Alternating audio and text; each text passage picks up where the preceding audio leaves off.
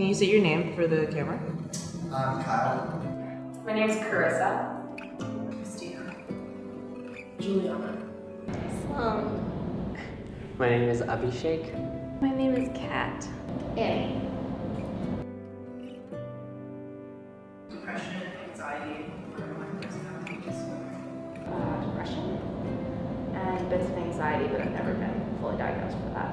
Depression, and I also had anxiety problems.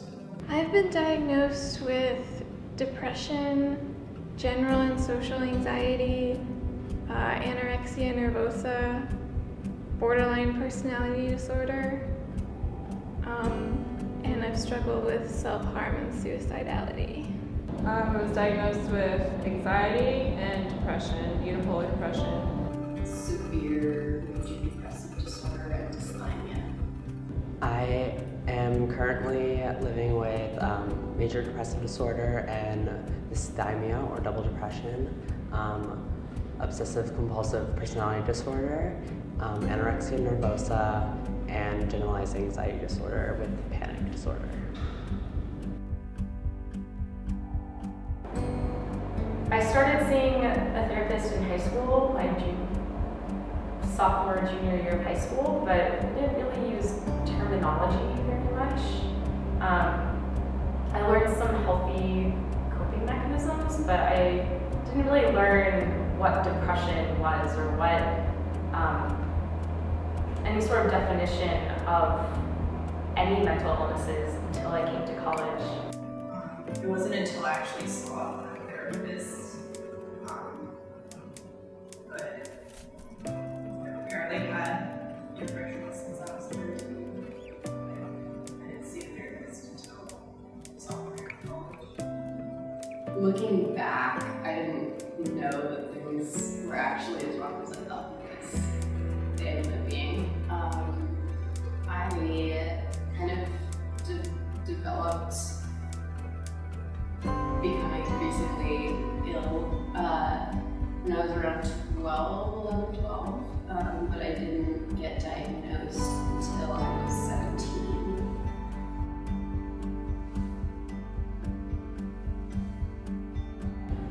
I did not hesitate to seek help because I kind of knew that this was an okay thing because my dad had been taking SSRIs for a long time, and so I was familiar with the idea, so it wasn't too intimidating and things didn't get super serious until later.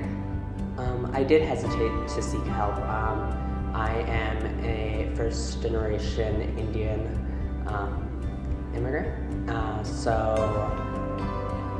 where I'm from, there isn't a whole lot of psychology, psychiatry.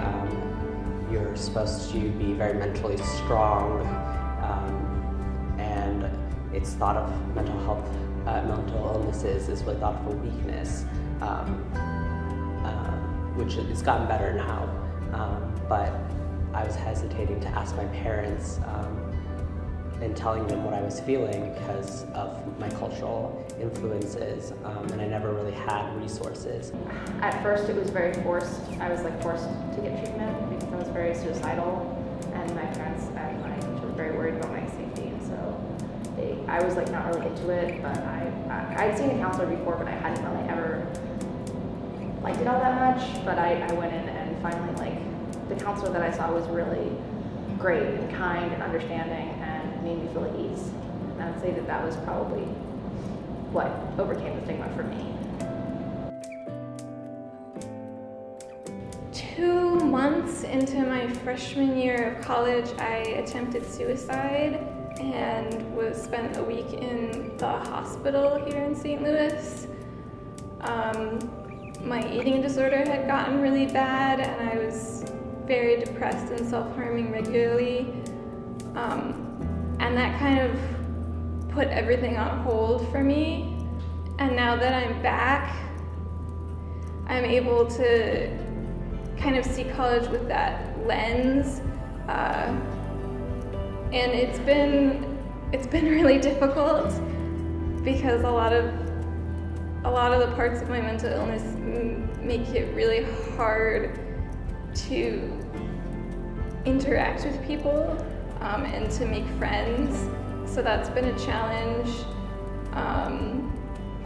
But I'm also able to listen to other people really well because I've had so many issues myself, and I can understand where a lot of people are coming from, and even if I can't, I know what it's like to try to understand.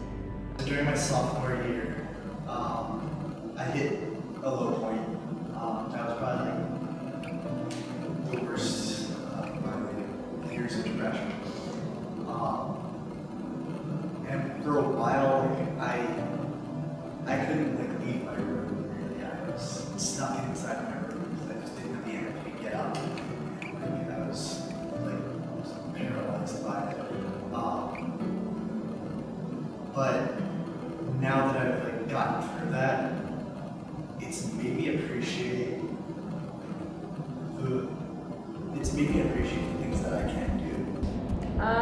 I think that I'm a much stronger person and a much more empathetic person, and I'm able to spot the signs of suffering in other people, which I think is a really huge gift to have come from something pretty negative. And it's also shaped my career goals. I want to be a clinical psychologist, so that's focus on mental illness. So I just think I would be a completely different person without it.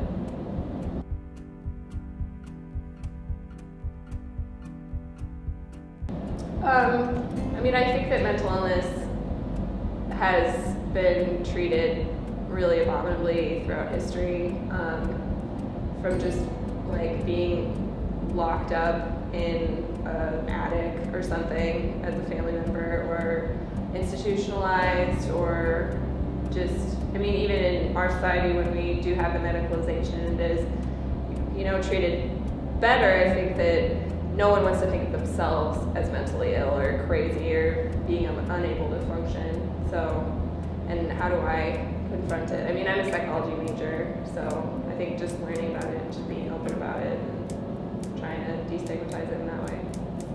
One of the reasons is that people just don't understand what they can't see, and that scares people. Well, for me, the stigma comes across a lot when with the borderline personality disorder, there are a lot of negative connotations with that. And then also with my self-harm scars, I get a lot of staring. And I think it's because people are scared by what they don't understand, and there hasn't been a lot of dialogue between people without and people with mental illnesses. And I think there's a lot more understanding to be created to reduce the stigma.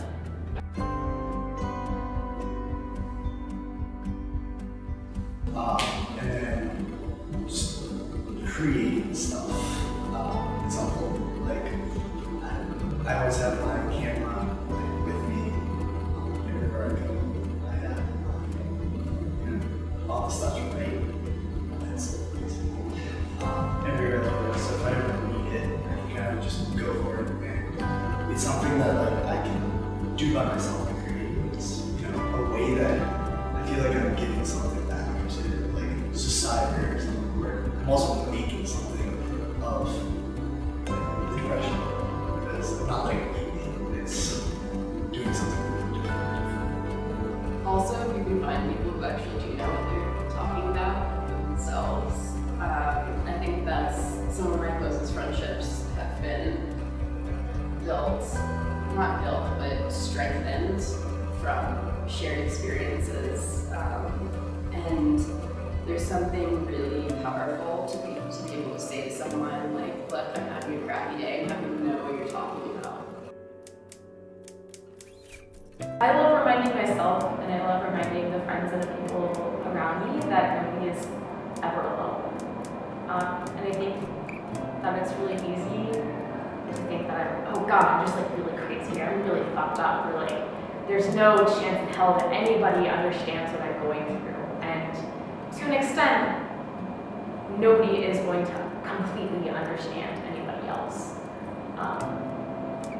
But there are people who do have similar life experiences, and even if you don't find one person that shares everything that you do, you can find different people who maybe have similar experiences as you because they have the same gender expression or the same race or the same kind of family structure or grew up in a similar kind of neighborhood. And you can find people who have had similar struggles with their mental illnesses. It's really hard, but definitely keep trying to work toward recovery. This is gonna sound really cliche, but it gets better. It does. Like, I know that it doesn't feel like it does right now, but no matter what you're experiencing, no matter how bad it is, there's a way for it to get better.